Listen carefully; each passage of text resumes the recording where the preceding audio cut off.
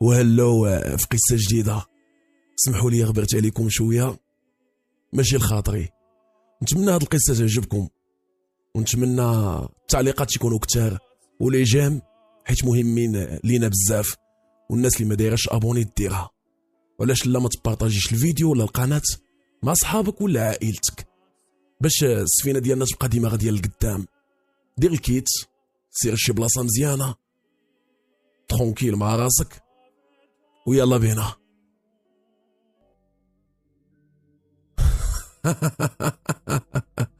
اي واخيرا جا الفرج، وتهنيت من العذاب اللي كنت كنعيش بسبب الطيش والزعامه الزايده ديالي. كنت كنقول باللي ما كنخافش من الجنون، ولكن بسبب هاد لافونس اللي فيا درت مشكل اللي كبير. المشكل تحل دابا، ولكن بعد معاناه اللي كبيره، معاناه اللي في طريقها خسرت بزاف ديال الحوايج والاشخاص اللي مهمين في حياتي، واللي بالضبط عرضت فيها راسي للموت انا وصاحبي مروان، وحتى راقي اللي عاوننا. كنا غنموتوا كاملين، حفظ الله وصافي. مي راه داز عليا العذاب اللي كتير. انا سميتي ايوب، كنسكن في مدينه اكادير. خلوني نشرح لكم مزيان ونرجع بكم واحد شويه اللور باش تفهموني. من العاده ديالي انا ما كنخافش من شي حاجه سميتها الجنون، عكس الدراري صحابي اللي كيكونوا معايا، يوسف، ياسين، مروان. هاد مروان خصوصا كيموت من شي حاجه سميتها الجنون، وديما كنشدو فيه. فواحد المره كنا درناها بيناتنا، كنا مريحين في قهوه وكندويو، وزقينا واحد البلان اللي غايبان لكم واقيلا عادي. درت انا والدراري نمشيو لواحد الدار مهجوره هادي سنين وهي خاويه، كانوا ماتوا فيها العائله اللي كانوا ساكنين فيها. حتى من البوليس ما عرفوش كيفاش مات ديك العائله، حيت لقاوهم مقطعين طراف ومليوحين في الدار. بقاو تما حتى عطات الريحه، عاد الناس ردوا البال وعيطوا للبوليس، ولقاو ديك العائله في ديك الحاله، ولقاو ديك المجزره قدامهم. ولكن من داك النهار والدار خاويه، حتى حد ما كيدخل لها. عرفتوا داك الطيش ديال البراش هو اللي طحنا فيه حنايا. درنا مع بعضياتنا من مور ما نخرجوا من المدرسه نمشيو لديك الدار نضربوا فيها طليله، واحد كيزعم في الاخر.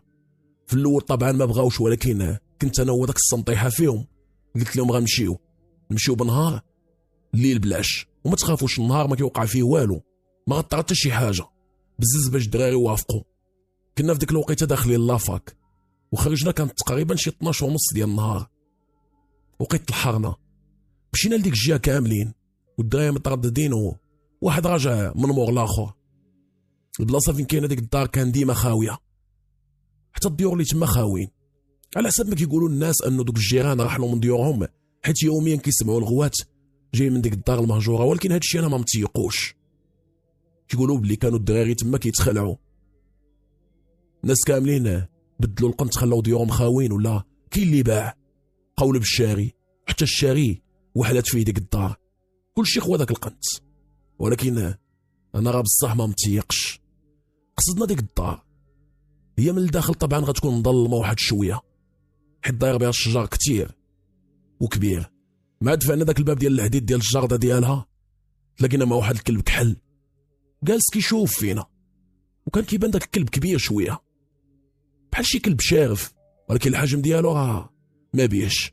مروان ما كانش كيخاف من الكلاب كاع، هز واحد الحجره ويزف على داك الكلب، جابها ليه في راسو. ما عرفتش منين جاب هاد الزعامه هادي. الكلب بدا كيغوت بحال اي قانوع في الزنقه، وعطاه بالجريه ما عرفناه فين مشى. دخلنا للداخل كنتمشاو. الباب ديال العود اللي كان لداخل في الدار كان مفروع محلول ديما. دفعناه وتمشينا في الدار لداخل، ما كان والو. مشينا لجهه الدروج وطلعنا للفوق. الفوق كان مظلم بزاف. طبعا حنا جايبين معانا الماتريال اللي غير خاصنا. شعلنا البيلات وقصدنا واحد البيت.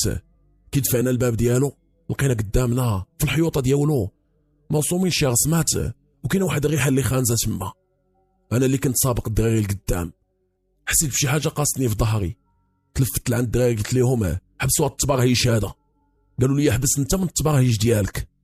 وحنا كندويو وكنسول فيهم شكون قاصني، حتى غوت مروان دار عندنا بالزربه وقال لنا: دراري شكون فيكم دابا اللي ضربني في ظهري؟ قلت لي بلا ما تدوخ علينا، راه شفتينا كندويو حنايا، خليناه بدينا مناقشين. حنا نسمعوا شي حاجه تهرسات في البيت اللي كاين حدا البيت اللي حنا فيه. خرجت بالزربه من البيت والدراري تابعيني، تميت قاصد الجهه اللي جا منها الصوت، حتى قربت نوصل وحنا نسمعوا شي حاجه تردخات بالجهد. كان الصوت جاي من التحت، حنا كاينين في الفوق. هبطنا بالزربه كنجريو، ما لقينا والو في الدار لتحت كاع. هنا وحنا نسمعوا الصوت ديال شي بحال قلتو بزاف ديال الناس مجمعين الفوق في الدار. يلا دارت لجهه الدروج ويتبان ليا شي حاجه دازت من حداهم بالزربه، شي حاجه كحله، ولكن ما قدرتش نعرف شنو هي. تلفت للدراري قلت لهم يلا نمشيو، هادشي ماشي عادي. الدراري كانوا غير مدهشرين وخايفين، وكان اللون ديالهم تخطف. انا بوحدي اللي كنت زاعم شويه عرفت بلي خصنا نخرجوا من هنايا، حيت الدراري كيخافوا بزاف. سبقت قدامهم وتمو تابعيني، بغينا نخرجوا. مع قربت للباب اللي كيخرج من ديك الدار تلاقينا عاوتاني مع داك الكلب الكحل. هاد المره واقف في الباب قدامنا، بقى واقف شحال. مروان ما قد يدير حتى شي حاجه تخلع. من بعد داك الكلب شاف فينا مزيان واحد بواحد، هو يدور ويمشي، مشى كيجري. حنا خرجنا وتمينا غاديين، عاطينا بالجرة، فتنا ديك الدار بشويه عاد وقفنا. الدراري كانوا باقيين مخلوعين، قلت لهم تنطلقوا من بعد يلا. كل واحد فينا مشى لدارهم. انا مشيت للدار ديالنا، حليت الباب ودخلت، لقيت الوالده موجده الغدا. تغديت وانا نمشي نتكا، تكيت في بلاصتي وداني النعاس. في نعاسي حلمت بواحد الحلمه اللي كانت في الشكل. عاقل باللي شي واحد جا لعندي، كان عاطيني بالظهر، ما عرفتش كيفاش كيتمشى حتى لعندي، وكان لابس جلابيه كحله. سمعت صوتو قال لي اخر ما غتوصلوا تما، اخر ما غتوصلوا تما. من بعد ويبان لي مشى، ما كنتش قادر نشوف وجهه كاع، كنت قادر نشوف غير الظهر ديالو. منين مشى هو فقت مخلوع. نط غسلت وجهي بالزربه ودخلت للدوش، كبيت عليا الماء، كندوش ودرت شامبوان في شعري وبديت كنغسل في شعري. سديت عيني طبعا بحال اي واحد، وانا نسمع واحد الصوت من مورايا بحال شي واحد دوا، ولكن ما قال حتى شي كلمه مفهومه. قبل ما ندور حسيت بحال شي واحد نفخ عليا شي نفس اللي كانت سخونه. حسيت بحال كنت كندوش انا بالماء بارد، وانا نسمع داك الصوت نفسه قال لي اخر ما غتوصلوا تما. قالها بواحد الصوت اللي كيخلع. زغبت على راسي، غسلت وحليت عينيا، ما لقيتش والو. خرجت كنتقاعد وجلست في البيت. جات الوالده كبات لي القهوه وحطت لي الشفنج وجلست كتاكل. شافتني مريح قالت لي انت مالك؟ ما سمعتهاش، قالت لي شتكساه هي اش واقع؟ شفت فيها وتبسمت وهزيت الشفنجه وبديت كناكل. كان الدماغ ديالي مخربق بزاف. من بعد لبست حوايجي وخرجت، كانت شي 8 ديال العشيه. دزت لعند الدراري واحد بواحد وتمينا كاملين قاصدين الدار ديال مروان صاحبنا. بدينا كندقوا عليه ولكن ما حلينا حتى شي واحد. كثرنا الدقان ويطلع لينا خوه من الفوق. قلت ليه كلم لينا مروان. قال لي مروان داتو امي وبا للسبيطار، راه طاحوا وغيب وسخف. قلت لي كيفاش طاليه؟ قال لي سخف في الطواليط.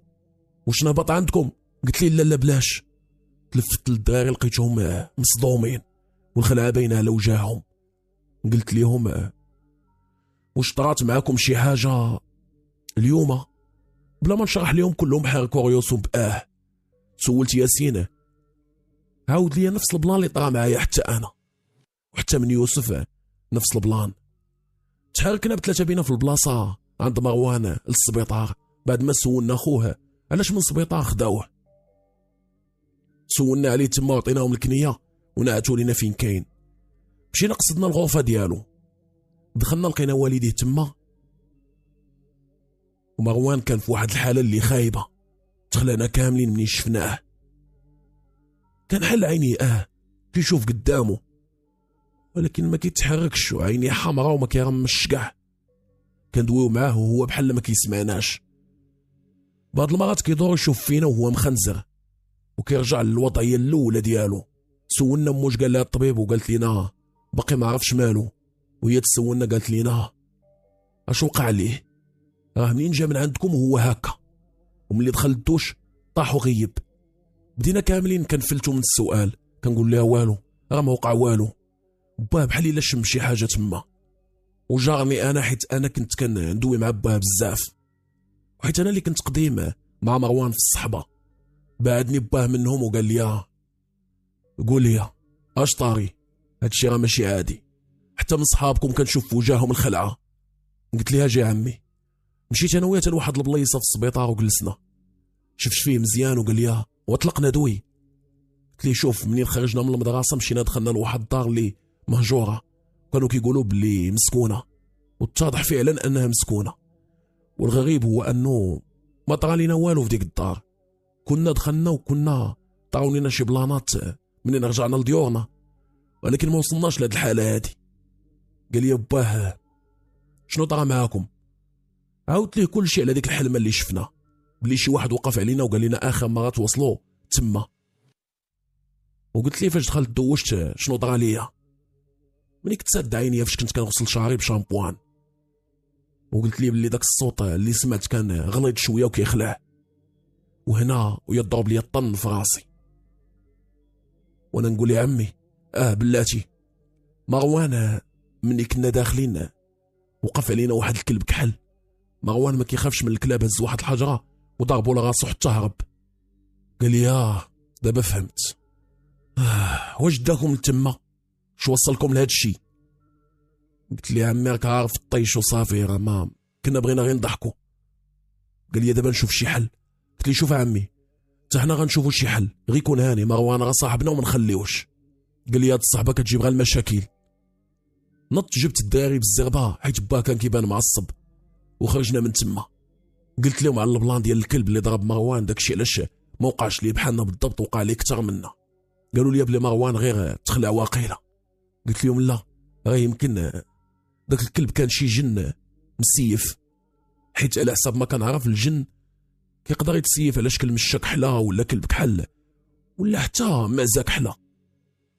الدراري كلهم بداو كيضحكوا، ما داوهاش في هضرتي كاع. من بعد كل واحد فيهم بدا كيقول لينا بلي عنده شي بلان. عرفت بلي بغاو يفلتوا ويمشيو لديورهم، خليتهم يمشيو وتحركت انا للدار، غادي بوحدي في الزنقه بحال شي هبيله كندوي مجمع مع راسي. دخلت للدار وداز داك النهار وانا غير كنفكر في هادشي كامل. ما طرا ليا والو فاش نعست، والغد اللي في الصباح كيفقت مشيت لعند الدراري باش نمشيو عند مروان، ولكن حتى واحد فيهم ما بغى. قالوا لي غا خليه واحد السيمانه غيولي بخير، غير مخلوع وصافي، راك عارفو خواف بلا ما تحمق مع راسك. كانوا الدراري بجوجهم مجموعين، درت فيهم واحد الشوفه ومشيت. دابا عاد عرفت ما من مصاحبين، نقدروا نسميوهم شميت ولا نقدروا نسميوهم براش، حيت المفروض حنا صحاب مجموعين كان خاصهم يوقفوا معايا ومع مروان في هاد الوقيته هادي. المعنى ديال هادشي انهم غير منافقين. مروان خرجوه البارح بالليل من السبيطار، مشيت لعندو للدار لقيتو باقي هو. قلت له باه واش ممكن تخليني معاه بوحدنا في البيت؟ بقى كيشوف فيا، من بعد خرج مخرج من البيت وسد علينا. بقيت انا مع مروان، قديت عيني على عينيه وقلت ليه اش شفت يا الساط؟ مالك؟ فيق معايا. شاف فيا واحد الشوفه وهنا عينيه ولاو كحلين كاملين، دوا بواحد الصوت مبدل وغليظ وقال لي ما غنخرج حتى نقتلو، غنعذبو مزيان ونعذب عائلته، عاد غنمشي حيت هو قتل ليا ولدي راه مات بسبابو. هنا مروان بدون سابق انذار تلاح عليا، شنق عليا وبغى يضربني حتى سمع با صداع ويدخل، لقاني مليوح في الارض ومروان من فوق مني باغي يضربني.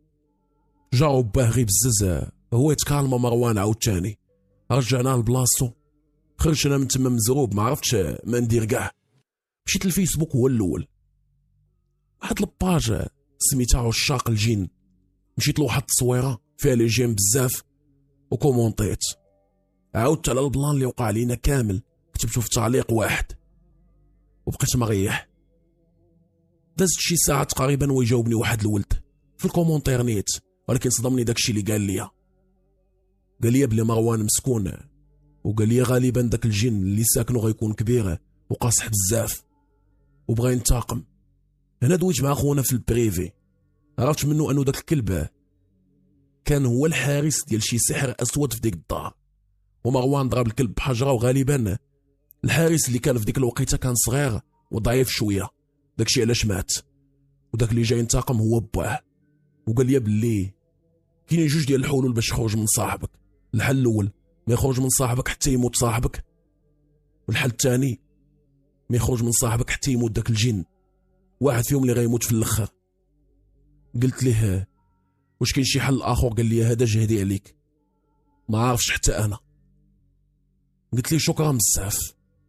كندوي معاه ورجعت للتعليق ديالي، لقيت بلي كومونط ليا واحد خونا اخر كتب لي سميت واحد الفقيه وقال لي راه فقيه سوسي وحار، هو غيعاونك. كتبت لي شنو سميتو ما جاوبنيش، صيفط لي في البريفي وما جاوبنيش. نط خرجت من الدار غادي وكنسول على شي فقيه سوسي كيقولوا عليه حار ولا شي لعيبه بحال هكا. اللي سولتو كينعت ليا فقيه مختلفين. حتى وصلت لعند واحد السيد سولتو وقال لي اش بغيتي؟ راه غنصيفطك عند واحد اللي واعر بزاف، ولكن خاصك تقول لي علاش بغيتي، حيت ما كيبغيش يجي عنده شي واحد عنده شي حاجه بسيطه.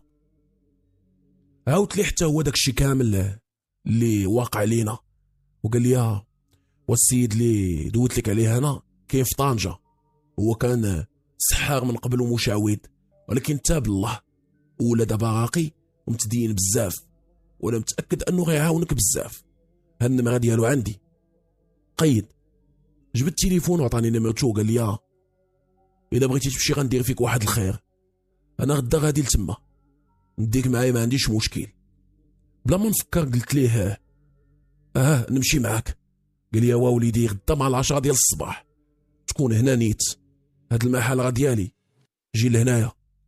قلت لي صافي كون هاني الشريف، شكرا بزاف. خليت السيد ومشيت لعند الوالده. قلت لها غادي نسافر مع الدراري اللي كيقراو معايا، وقالت لي رد البال لراسك. دخلت لبيتي فوق من الماريو، كنت جامع شي فلوس هزيتهم درتهم في الشكاره، ودرت شي حوايج قلال خاصيني، حطيت الشكاره في البيت ومشيت تكيت نعست. وانا ناعس عاوتاني حلمت، ولكن هاد المره داك الشخص ما كانش عاطيني بالظهر، كان كيشوف فيا، ما عندوش الملامح كاع ولونه حمار، الجلد ديالو كيبان قاصح وبحال شي جلد ديال شي سحليه. ملي قرب ليا حط ليا يدو على كتفي، كنت كنحس بالسخونيه من يدو، ويقول لي ديها في راسك وما تدخلش في هاد الشيء، ولا درتي شي حاجه ما تلوم غير راسك، لا انت لا تريكتك. سالا الحلم هنايا، وانا ملي فقت في الصباح فقت وانا عرقان، دوشت بالخف وخرجت سلمت على الوالده والوالد، ومشيت ديريكت لعند السيد مال 10 ديال الصباح. لقيتو كيتسنى فيا قدام داك المحل ديالو، سالم معايا وركبت معاه في الطوموبيله وشدينا انا وياه الطريق. غاديين في الطريق وقال لي هاد صاحبك غالبا عنده شي بلان خايب، حيت بحال هاد الحاله فايت ليا شفتها، وداك اللي طرات ليه وليدي مات هو وعائلته كاملين. كنت كنسمع فيه وساقل. الطريق داز دغيا حيت كنت غير ساهي وناسي الوقت. كي وصلنا لطنجه بعد سوايع اللي طويله، واخا انا ما حسيتش بهم، عطاني العنوان ديال داك الفقيه، قال لي سير توكل على الله، والله يدير شي تاويل ديال الخير. شكرته بزاف وقال لي كون ما عندي الخدمه كثيره والله تمشي معاك وليدي بسلامه. زاد في حالته ومشيت انا لعند داك الفقيه نيشان، شديت الطاكسي وصلني حتى العنوان. حطني الطاكسي قدام واحد ريزيدونس اللي كبيره بزاف. دخلت كنتمشى وطلعت مع الدروج ديالها، بغيت غير شي واحد نسولو ولكن ما لقيت حتى شي واحد. وصلت للطاج الثاني وانا نلقى واحد خونا هز واحد البوطه، قال لي السلام عليكم اش خاصك؟ قلت له بغيت راقي اللي سميتو طريق غلمات. قال لي سي طريق روحاني غلمات، اش بغيتي؟ قلت لي ضروري خصني ندوي معاه. حط ديك البوطه وقال لي تبعني. تمشيت من موراه، فتنا شي بارطمات، وصلنا لواحد البلاصه بحال الكولوار فيها الكراسه.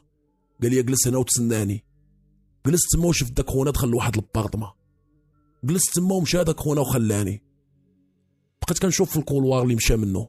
بعد شي 5 ديال الدقائق سمعت شي باب تحل بالجهد، وسمعت شي غوات ديال شي بنت كتقول صافي صافي غنخرج، ويتسد الباب عاوتاني. منين تسد الباب ما بقاش كيتسمع الصوت ديال الغوات. الدار لداخل عازله للصوت. دازت واحد الوقيته وجا لعندي داك خونا وقال لي خاصك تسنى واحد شويه، السيد راه ما مساليش. قلت لي واخا شكرا. مشى من قدامي رجع واقيلا لديك الشقه وانا بقيت مريح شي ساعه تقريبا وانا كنتسنى، ويتعاود تحل داك الباب، ولكن كان ثقيل هاد المره. وقفت انا كنطل، ويبان لي واحد السيد خارج وهز واحد المراه باين بلي مرتو، دازو من حدايا.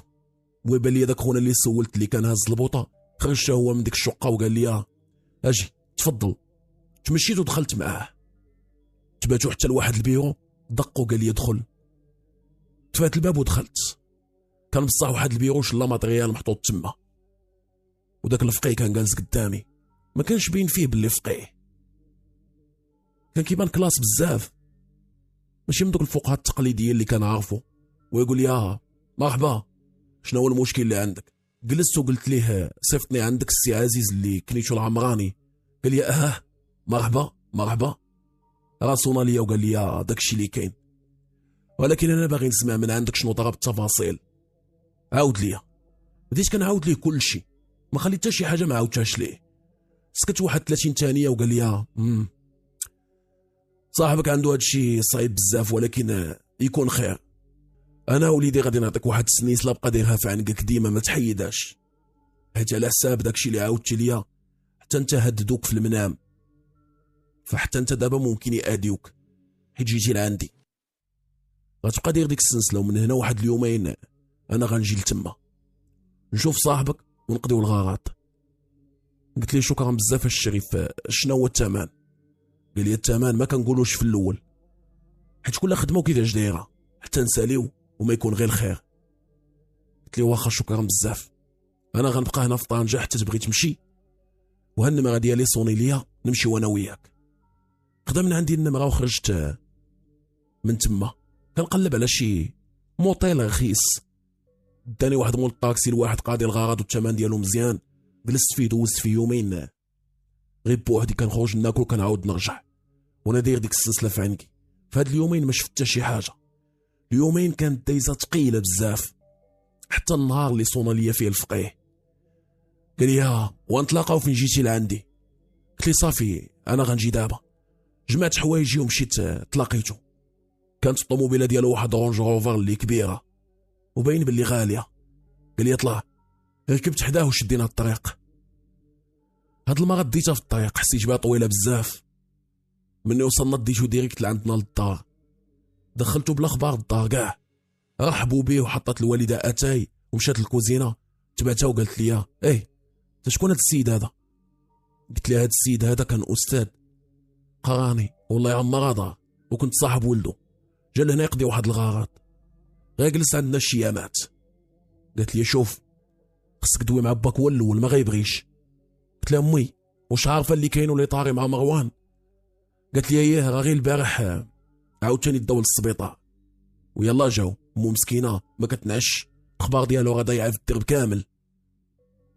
قلت لها امي متي نجيك للصراحه، راه داكشي اللي جبت هاد السيد هذا راه واحد راقي ومعروف بزاف ولاباس عليه، جبتو باش يعاونهم. قالت لي واه دابا عاد فهمت، وباركه من الكذوب، هو يجيب باك وشوف معاه. جلست مع السيد وحطت لنا الوالده اتاي والحلوى، بقى كيدوي معايا على شي حوايج كيخصو الاسلام والدين، وكيقول لي ايات، وكنت مرتاح من الجلسه معاه. جا الوالد حل الباب، والباب ديالنا كيدخل ديريكت للصالون. شاف السيد وجا سلم عليه، مشى الوالد يبدل حوايجو ومشيت لعندو، عاودت ليه البلان كامل، وتا الوالد تا هو وافق، كان يحسب ليا بلي غيعكس، ولكن ما قال لي والو. الدار عندنا كانت كبيره وما فيها باس، السيد يجلس معانا، ارتاحينا شويه وقال لي داك السيد الفقيه زعما بدينا نشوف الوليد. خرجت انا وياه وتمشينا غير على رجلينا حتى للدار ديال مروان، دقيت وحلوا علينا، حلت لينا مو مسكينه وكي شفتها شدتني البكيه، حسيت بواحد الذنب اللي عظيم، حيت انا اللي جاريتو معايا وكيتو يجي معانا. مو شافتني وشافت السيد، ومن الحزن ديالها ما دوات ما والو، قالت لي السلام وخلاتنا ندخلوا للدار. دار داك الراقي الخطوه الاولى برجلو اليمنيه في الدار ودخل. بقيت كنتمشى بيه في الدار وكان باين من وجهه باللي مصدوم. تمشينا حتى للبيت اللي فيه مروان، وقف في الباب ديال البيت وما دخلش، بقى كيشوف مروان ويقول لي بزاف هادشي. قلت ليه ودخل السي الفقيه، راه مروان فين متكي؟ قال لي لا وليدي غادي ديني بعدا نشوف ديك الدار، راني تخنقت هنايا. قلت لي ما كاينش الصاد، علاش بغيتي تخنق السي الفقيه؟ قال لي داكشي اللي كنشوف انا ما كتشوفوش حتى وليدي، ديني للدار اللي وقع لكم هادشي فيها. قلت لي واخا. خرجت السيد وركبنا في طوموبيلته حتى لجيت ديك الدار المهجوره، هبطت انا وياه ومشى لجهه الباب ديالها.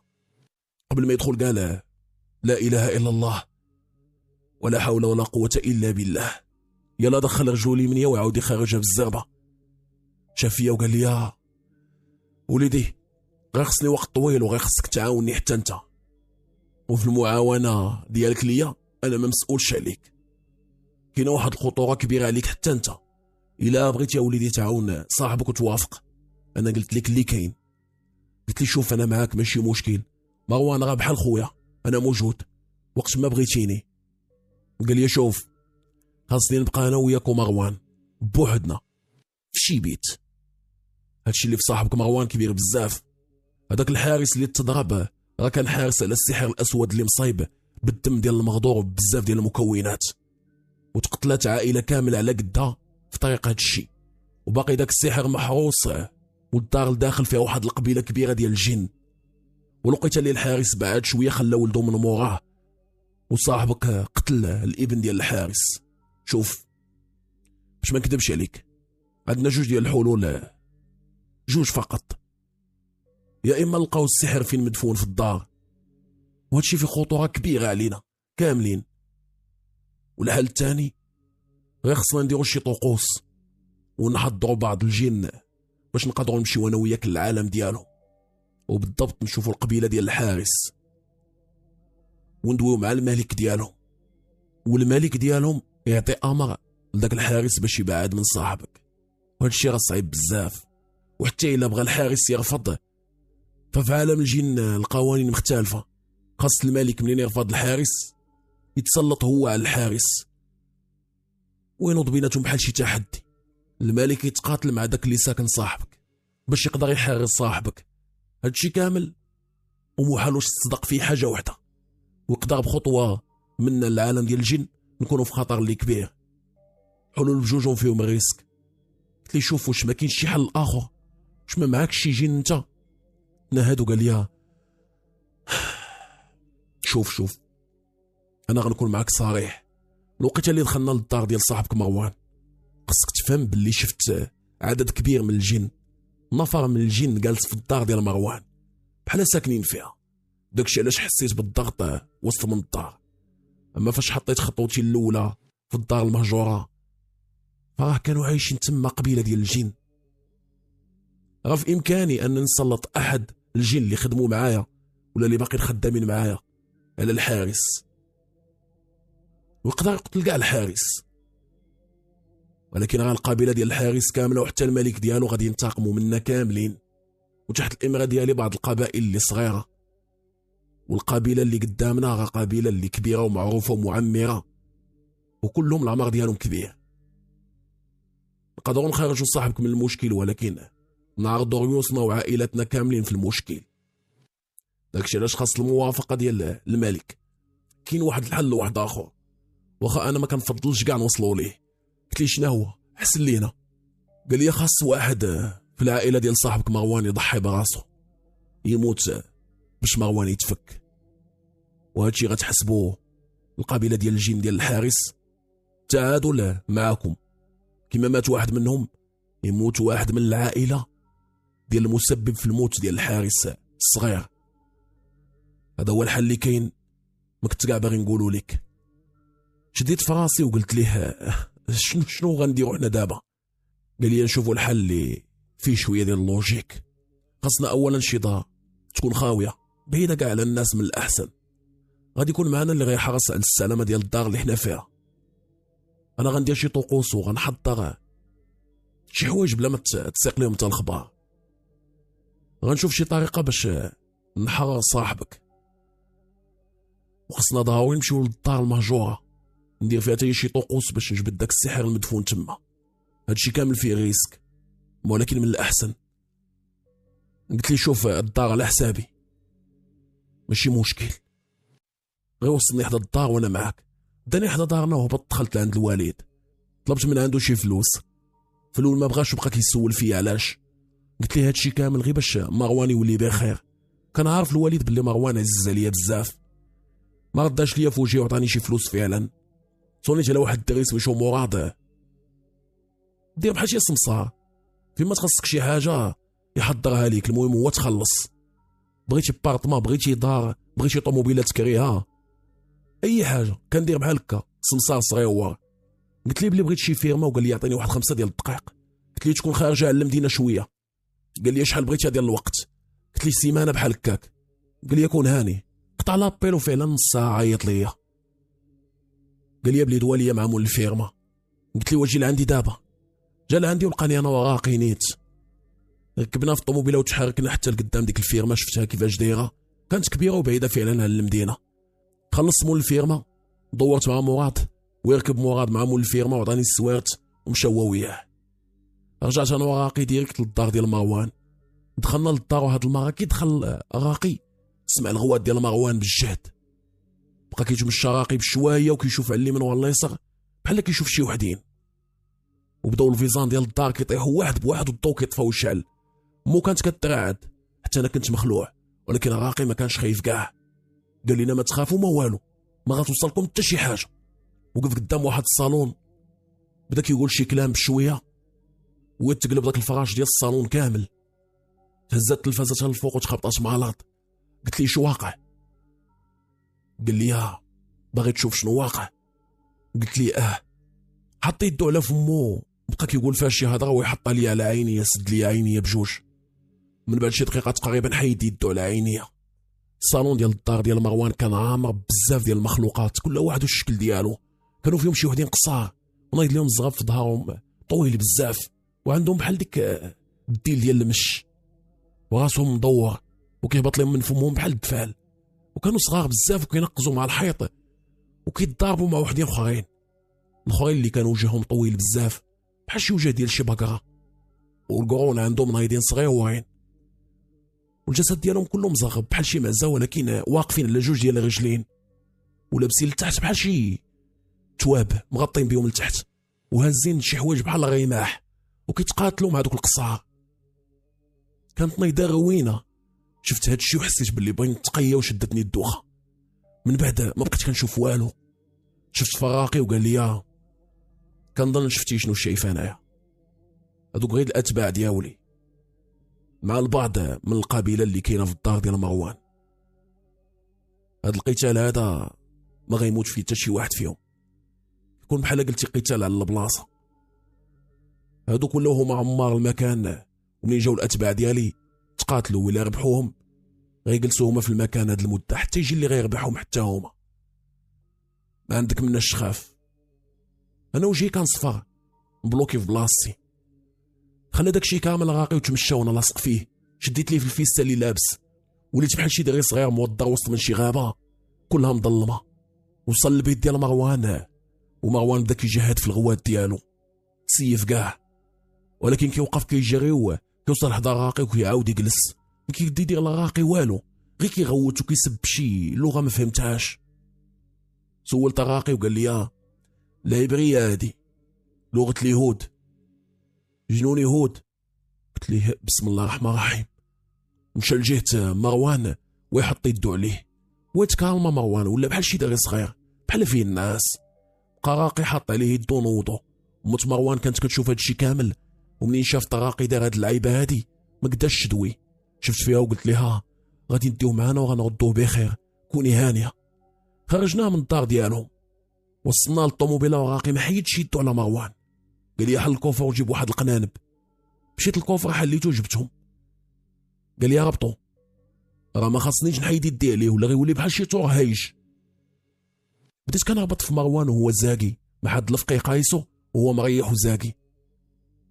ربطناه مزيان دوك القنانب. راقي شاف والديه في الباب وقال لهم ما غنجي حتى نجيبوه معنا سالم وبخير. شاف فيا راقي وقال لي خليه في الطوموبيل وبقى مراقبو. انا غنمشي شي شويه ونرجع وليدي. غبر داك راقي لمده ساعه ونص، ومروان كيغوت في الطوموبيله ووالديه مقابلينو حتى انا. عرفت بلي راقي مبغاش يخليه في الدار، حيت داكشي كان كيتجهد في الدار كثر. تعطل راقي بزاف وبديت كنصوني ليه ما جاوبنيش. ساعه تقريبا و50 دقيقه ويبان لي راجع. شاد واحد القنبه رابط فيها معزه كحله، وهاز واحد الميكا اللي غنفهم بلي فيها شي شمع وشي تخابيق واحد اخر ما فهمتش من ماده هي. ركبنا في الطوموبيله ديمارا وتحرك، ومروان اللور كيسب ديك اللغه اللي انا ما مبقاش بال فيها والو، والفقيه كيجاوبو. كيجاوبوا بشويه. وصلنا للفيرما، هبط حليت الباب ودخلنا الطوموبيله. الفقي عاوتاني غاقص مروان ويتكالما. خرجوا من الطوموبيله وتمينا داخلين بيه للداخل ديال الفيرما.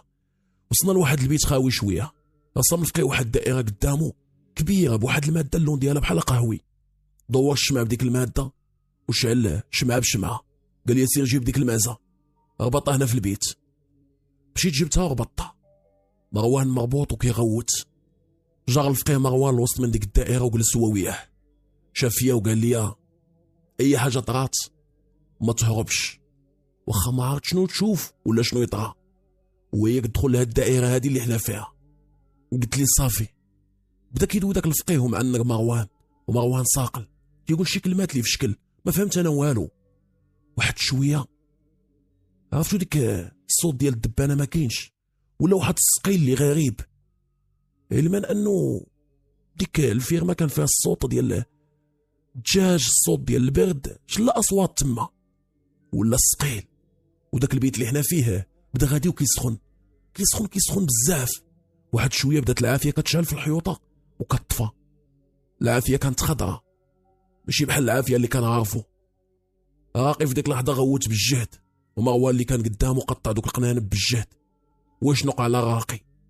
في ديك اللحظه كنت غادي ندخل لديك الدائره ويحبسني راقي بواحد الاشاره من يدي باش نبقى في بلاصتي. ما كاملاش 10 ديال الثواني مروان ترفع من قدام راقي من الارض ولصق مع الحيط الفوق بحال شي مغناطيس جارو للفوق، لصقوا مع الحيط. وبدا مروان كيدوي بشي لغه ما مفهوماش بتاتا. واحد الاصوات بداو كيدويو، بزاف ديال الاصوات كيدويو وحدانا. باش بلا ما نكذب عليكم ونقول لكم ما خفتش، وليت كنترعد في بلاصتي. مروان طاح في الارض والفقيه باقي وسط من الدائره. ناض مروان كيجري غادي قاصدني انا. تقارب ليا ويتهز من الارض ولصق مع الحيط الفوق. وانطق مروان بواحد الصوت كيخلع عدوه معايا انا. قال لي غتندم، حذرتك وما سمعتيش، غتندم بزاف، لا انت لا عائلتك. غير كمل الكلام ديالو ويلصق مروان في القنت ديال البيت. وكمش يديه وبدا كيتسمع الصوت ديال بزاف ديال البكا ديال الداي الصغار. وبدات العافيه كتدور بالجسد ديال مروان ولكن ما كتقيسوش. انطق راقي وقال ليه واش غتخرج ولا لا. جاوبو مروان وقال ليه انت ما غتقدش عليا، راه ما كتعرف والو عليا وعلى قبيلتي، ما عارفش من اين قبيله جيت. قال لي راقي انا كنعرفك مزيان، راني عارف القبيله ديالكم، قبيله المرده والغوال. انا غادي نمشي ندوي مع الملك والحاكم ديالكم، هو اللي غيعرف ليك ويعرف شنو يدير معاك، حيت هادشي اللي كدير فيه مخالف للقوانين ديال العشيره ديالكم بالضبط. جاوبو داك الجن وقال ليه ما غتقدوا على والو، ما يمكنش لكم تمشيو للعالم ديالنا، وما يمكنش تستحضروا الملك ديال القبيله او العشيره اللي فيها انا. وبدا كيضحك بالجهد، بزاف ديال الاصوات كيضحكوا دقه دقه. هنا مروان تكا على الارض، حل عيني شاف فينا، ما راه كيبانوا عيني عاديين وواعي، وما راه كيفقد الوعي ويطيح. قال لي الفقيه ربطوا بالزربه ما حدو في هذه الحاله. جاريت القنانب وبديت كنهبط فيه، وقال لي الفقيه زير عليه مزيان. من بعد شاف فيا قال لي غادي جهدي كامل. شي منين سخن البيت حضروا اغلبيه العناصر ديال القبيله، ناض 12 زاره بينه وبين العناصر ديالي. فقدوا بزاف الطرفين بجوج بدون استسلام، وحبسات دابا الحرب وما لقينا حتى شي حل. دابا خصنا نقلبوا على السحر اللي مدفون في ديك الدار المهجوره، ولكن ديك الدار المهجوره ولات هي المسكن ديال القبيله، بحال الا قلتي غتهاجم على شي بلاد وغادي تمشي للبلاصه ديالهم فين هما ساكنين باش تهاجم ديك القلعه ديالهم. غتكون انت هو الجهه الاضعف او لا؟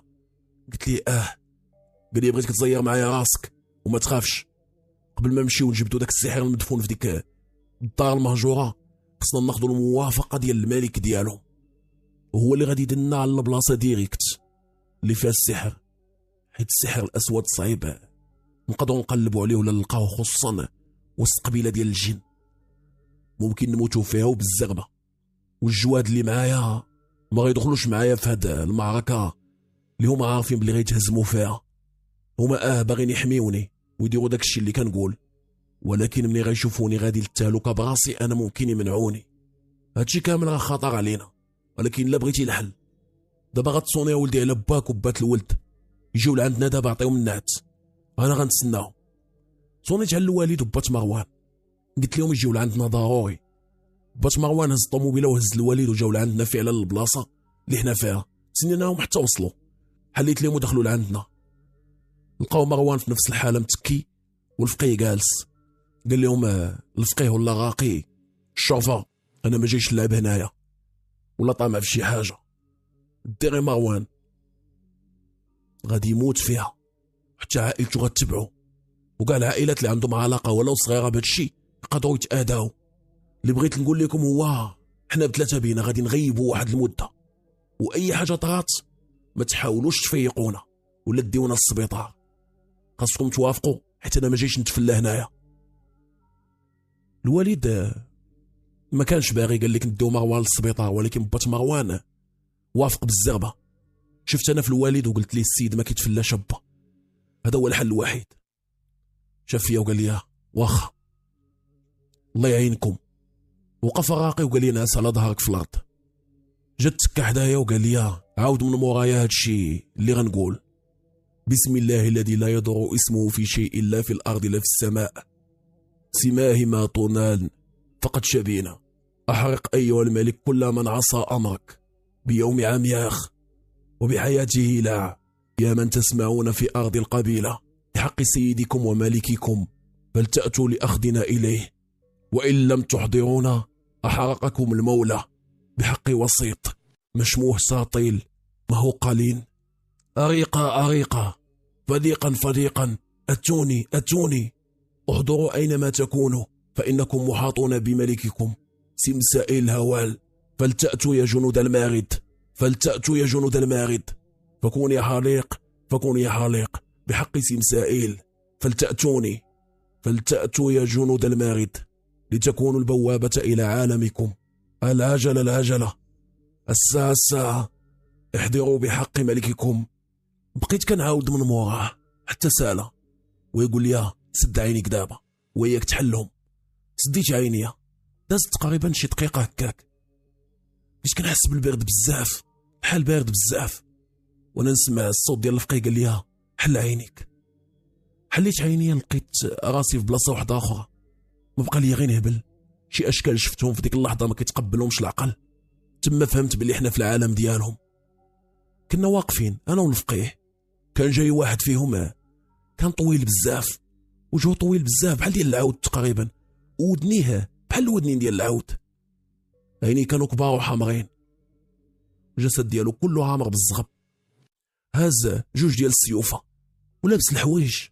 قرب حتى لعندنا وقال لنا قدرتوا توصلوا حتى لعندنا وطلبوا الجنود ديالنا باش يجيبوكم لعندنا. منين جبتوا هاد الزعامه كلها مرحبا بكم في الموت ديالكم. هز دوك السيوفه وبغى يضربنا بهم. انا والفقيه كنا واقفين، من بعد بحال حبساتو شي حاجه،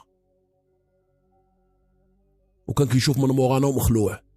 تلفتنا بالزغبه ولقينا واحد كيشبه ليه بالضبط، ولكن كان كبير بزاف، وشد واحد العصا في يدو ضرب بها في الارض وطاح داك اللي كان قدامنا.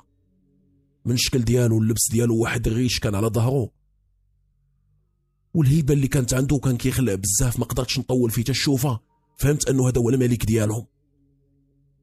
نطق وقال لنا بواحد الصوت اللي كان كيخلع اش جايين ديروا هنايا؟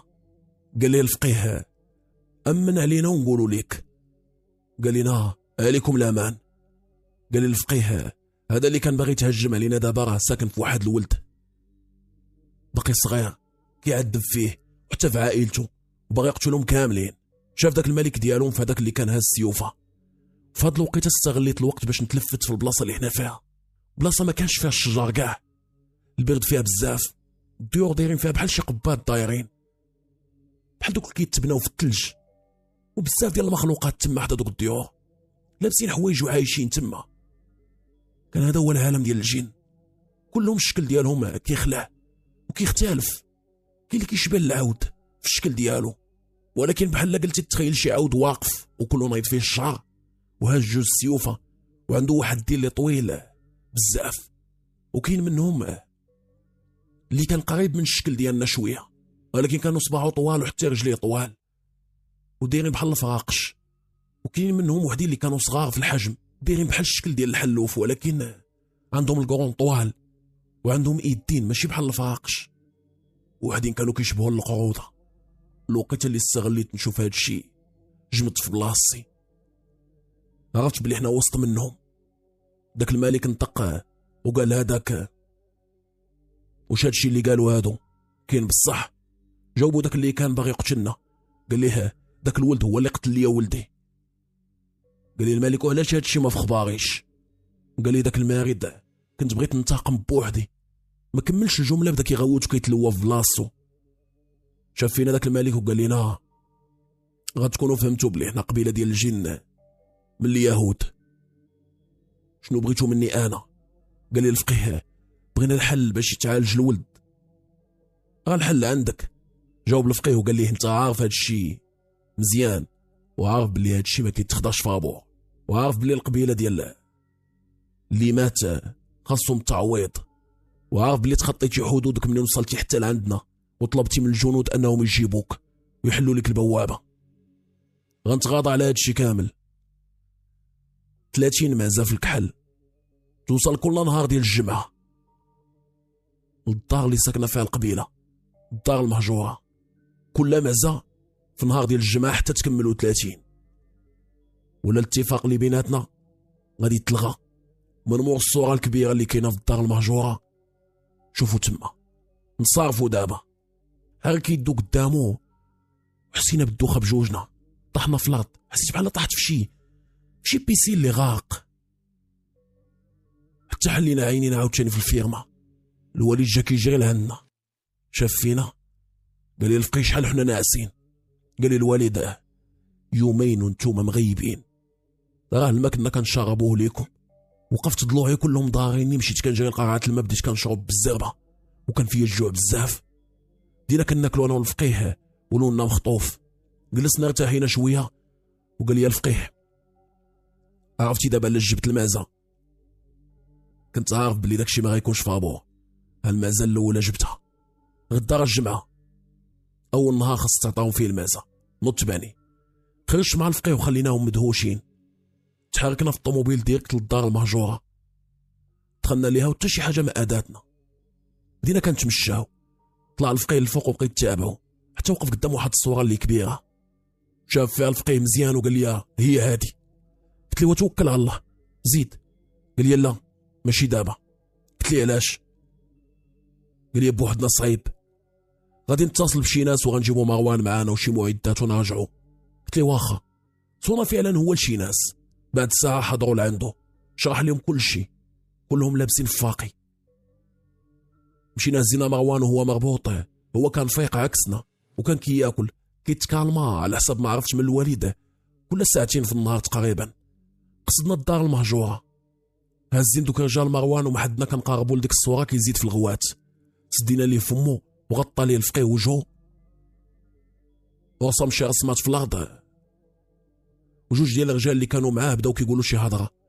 بعد 2 ديال الدقائق ناضوا دوك الرجال حيدوا ديك الصوره على الحيط. واحد فيهم جاب واحد المطرقه وبدا كيضرب في داك الحيط بالجهد حتى حفر واحد الحفيره. خشى يدوس من ديك الحفيره وجبد واحد المونيكا مسبوغه بالكحل وداير عليها واحد الزيف كحل ومدقوقين فيها شي مسامر وريحه فيها خانزه بزاف ومجهده. حطوها وسطهم وبدا الفقيه كيقرا عليها في القران وما حدو كيقرا، ومروان كيغوت وشادين دوك الجوج وكيقراو عليه شي حاجه اللي ما فهمتهاش. من بعد دقائق قليله بدا داك الشيء اللي في مروان كيدوي بالجهد وكيقول انا غنخرج.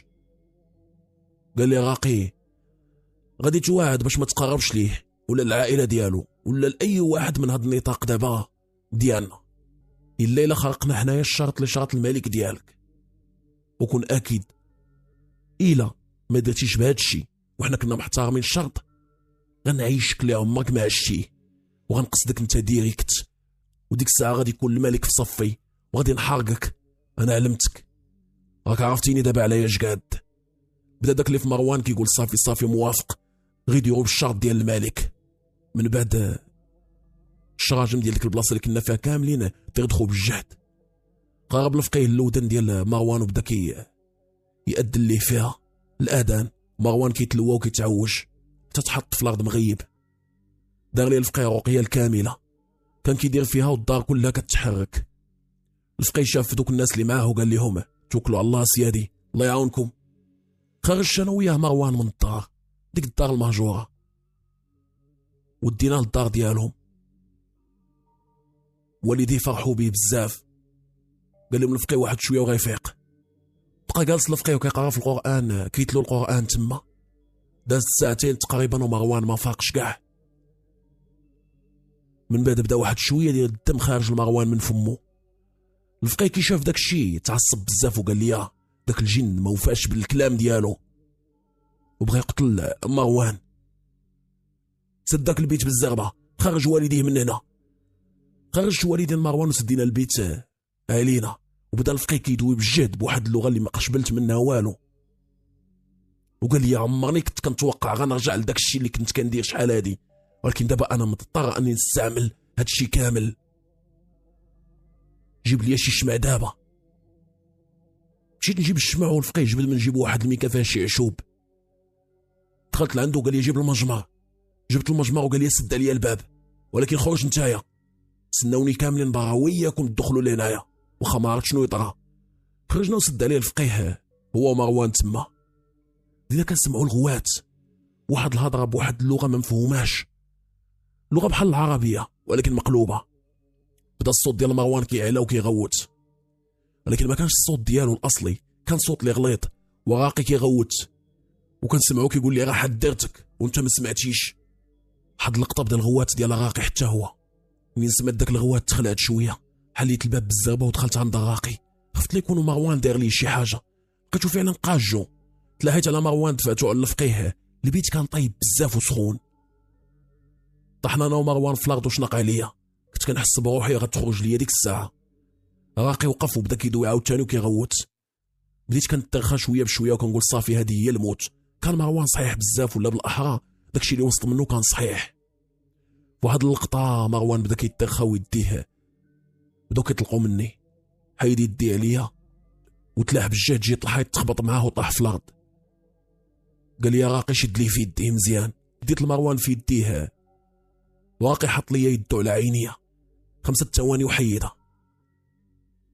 ونفس اليد تكا مروان بحال بيذبحو بحال شي حولي، وحط اليد بحال بيذبح بالموس ودوز على مروان. انا منين راقي حط يدي على عينيا كنت قادر نشوف شنو واقع. كان داك الجن طايح في الارض، داك اللي كان ساكن مروان، ودايرين به بزاف ديال الجنون هازين السيوفه، ومنهم واحد الجن اللي كان هذاك الملك. وليد ديال الفقيه اللي كدوز على العنق ديال داك الجن كان الملك ديالهم هاز سيفو كيذبح فهذاك اللي كان ساكن في مروان. 5 ديال الثواني قال لي يا راقي طلق منه. طلق منه حتى هو، وبدا مروان كيتركل في الارض. واحد شويه بان لي البيت قدام عينيا ولا عامر بالدم، الدم نازل من مروان، ولكن هو ما فيه لا جرحه لا والو، البيت عامر دم. جارني الفقيه بعدني شويه ووقفنا. من بعد يتشعل العافيه في البيت كامل دارت بينا. راقي ما كانش كيبان بلي مخلوع. قال لي غطفى بوحده. فعلا شويه وهي طلع ديك العافيه مع السقف وغبرات بحال شي مخلوق. كان كيتسمع الغوات والبكاء بالجهد. طفات العافيه ورجع البيت كما كان في الاول، بحال ما كان فيه والو، لا دم لا عافيه.